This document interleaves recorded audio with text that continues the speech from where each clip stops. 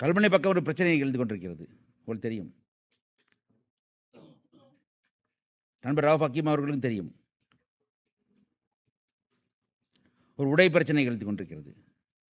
அது உண்மை. இன்று முழுக்க முழுக்க முகத்தை மூடிக்கொண்டிருக்க வேண்டும் என்று ஒரு சாரார் நினைக்கலாம். இன்னொரு சாரார் முழுக்க முழுக்க திறந்து விட்டுக் கொண்டிருக்கணும் நினைக்கலாம்.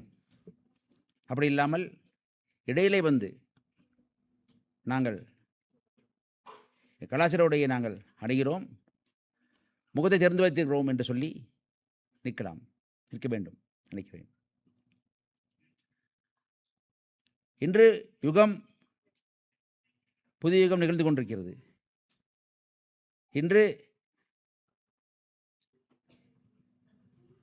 இந்த நாட்டில் நாங்கள் பல இனங்கள் வாழ்ந்து கொண்டிருக்கிறோம், பல மொழிகள் பேசுகிறோம், பல மதங்களை கடைபிடிக்கிறோம். இது ஒரே மொழி, ஒரே இன, ஒரே மத நாடு அல்ல என்ற காரணத்தினாலே ஒவ்வொரு இனத்தவரும், ஒவ்வொரு மொழி பேசுகின்றவரும், ஒவ்வொரு மதத்தவரும் சகோதர மொழி இன மதத்தவர்கள் வாழ்கிறார்கள் என்று மனதிலே கொண்டு எங்களை அதுக்கான பொருத்தமான சொல்லி வாழக்கூடிய நபர்களாக நாங்கள் எங்களை உருமாற்றிக் கொள்ள வேண்டும். அதே வேளையிலே ஏனைய இனத்தவர்களும் கூட மாறுபட்ட மொழி பேசும், மாறுபட்ட மதத்தை கடைபிடிக்கும், மாறுபட்ட இனங்களை சார்ந்தவர்கள் வாழ்கிறார்கள் என்ற அடிப்படையிலே அதை புரிந்து கொள்ள வேண்டும். இப்படி ஒருவர் புரிந்து கொண்டால்தான், அறிந்து கொண்டால்தான், அங்கீகரித்தால்தான் பன்மைத்தன்மை பாதுகாக்கப்படும். அதை புரிந்து கொள்ள வேண்டும். ஆகவே உடை உடுத்துவது என்பது ஒவ்வொருவரிடம் கலாச்சாரம். இப்பொழுது இங்கே குருக்கள் இங்கே வேஷ்டி அணிந்திருக்கிறார், மனோ கணேஷ் வேஷ்டி அணிந்து டிஷர்ட் அணிந்திருக்கிறார். That is my style. அவ்வளவுதானே, பிரச்சனை இல்லையே. யாரும் தடுக்க முடியாது, எனது உரிமை அது. அதை புரிந்து கொள்ள வேண்டும்.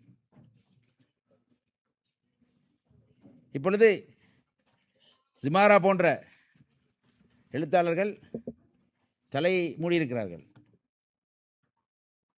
உடம்பை மூடி அடை அணிந்திருக்கிறார்கள். அது ஒரு கலாச்சாரம், அதை நான் புரிந்து கொள்ள வேண்டும். சேலை அணிந்திருக்கிறார்கள், கவிதா சேலை அணிந்திருக்கிறார் எங்களது உடைவியலாளர். அதோட கலாச்சாரம். மேற்கத்திய கலாச்சாரத்தை கொண்டு வந்து நாங்கள் உடை அணிந்திருக்கிறோம். இங்கே நண்பர்கள் அமர்ந்திருக்கிறார்கள், அழகா லுக்ஸ் வெரி ஸ்மார்ட் அமர்ந்திருக்கிறார்கள் மேலத்திய கலாச்சாரத்திலே. பிரச்சனை இல்லை. இதெல்லாம் முரண்படக்கூடிய விஷயங்களே அல்ல. இப்பொழுது உலகம் மாறி இருக்கிறது. அரசாங்கம் பிரதியாக இங்கே நம்ம அஷ்ரப் அவர்களை பார்க்கிறேன். அந்த பிரதமர் அலுவலகத்தில் இருந்து வந்திருக்கிறார், அவர்தான் பார்க்க வேண்டும். அரசாங்கத்தின் சுற்றறிக்கையிலே தெளிவாக இல்லாவிட்டால் அரசாங்கம் சுற்றறிக்கையை மாற்ற வேண்டும், பிரச்சனை இல்லையே. சுற்றறிக்கை என்பது என்ன? திருக்குறானா, பைபிளா, பகவத்கீதையா, தம்மபதமா? இல்லையே, மாற்றலாமே. ஒரு வரையை மாற்றி விட வேண்டியதானே, பிரச்சனை இல்லையே.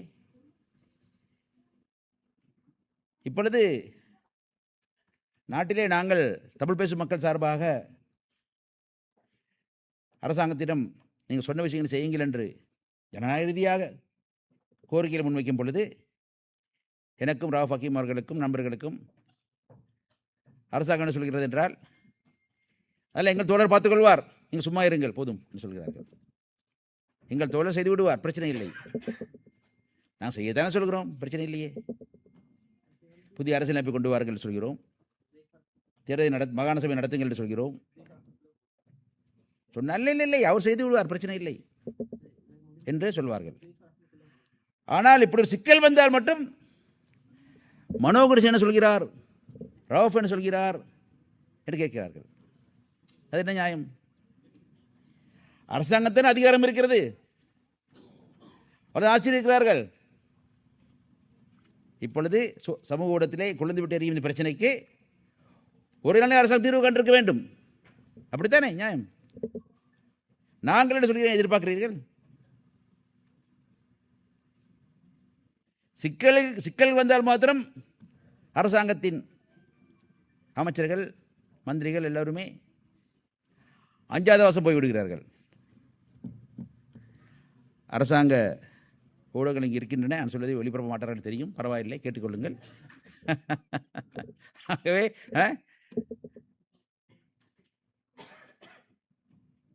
ஆனால் நியாயமாக அரசாங்கம் சொன்ன விஷயத்தை செய்யுங்கள் சொன்னால் இல்லை இல்லை இல்லை அவர் நீங்கள் சும்மா இருங்கள், பேசாமட்டுங்கள், போதும், எங்கள் தோழர் பார்த்துக் கொள்வார்னு சொல்கிறார்கள். என்ன நியாயம் அது?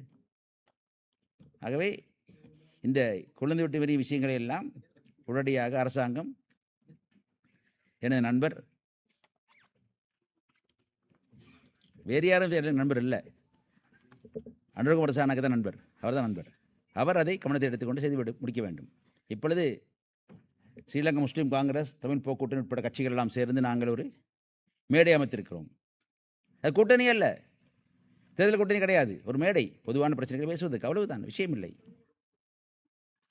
அதை கண்டு நிறைய பேர் அலண்டு போய்விட்டார்கள், கூக்குரல் இடுகிறார்கள், குறை கூறுகிறார்கள். நாங்கள் என்ன செய்கிறோம் என்று புரிந்து கொள்ளாமலே எங்களை விட எங்கள் விஷயத்தை பற்றி பேசுகிறார்கள். சந்தேகம் இருக்கிறது எனக்கு. அதுக்கென்று பயந்துதான் இந்த தமிழ் பேசும் மக்கள் மத்தியிலே